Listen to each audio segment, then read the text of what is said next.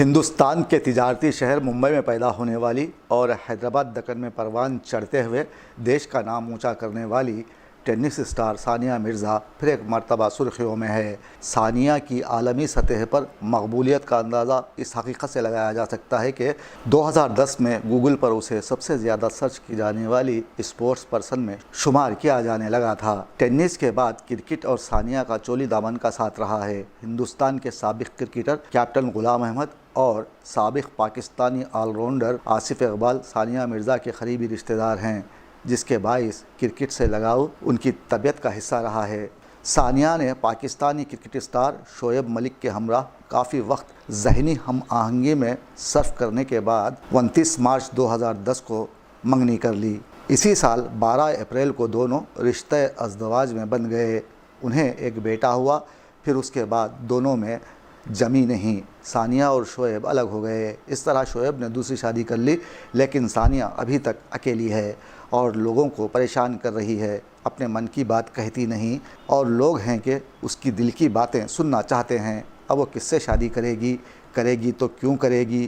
وہ مالدار ہوگا کہ غریب؟ یوں تو غریب کنوارے لڑکے امید لیے روزانہ اس کے گھر کے سامنے کھڑے رہتے ہیں اور دعا کرتے ہیں کہ ثانیہ ان پر ایک نظر ہی ڈال دے، لیکن ایسا ہوتا نہیں، کیونکہ اس دنیا میں غریب ہونا ہی کسی بھدی گالی سے کم نہیں۔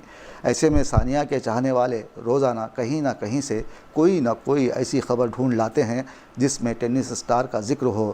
اگر نہ بھی ہو تو ثانیہ کو ہمیشہ خبروں میں رکھنے کی کوشش کرتے ہوئے اپنا دل ہلکا کر لیتے ہیں۔ کئی یوٹیوبرز نے ثانیہ اور شامی کو ملانے کے لیے دونوں کی خوب خبریں پھیلائیں، بتایا کہ دونوں میں بے انتہا محبت ہے اور یہ دونوں بہت جلد شادی کے بندھن میں بندھنے والے ہیں۔ شامی بیچارے کو پھولوں کے ہار پہنا کر دولہے کا لباس دیا گیا اور پہلے سے شادی شدہ ثانیہ کی ایک شادی والی فوٹو سے اسے جوڑ دیا گیا اور بتایا جانے لگا کہ بہت جلد دونوں ایک ہو جائیں گے۔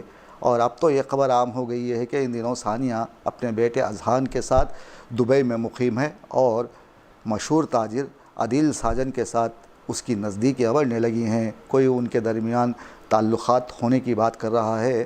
ایسے میں ثانیہ عوام کی توجہ کا مرکز بن گئی ہیں۔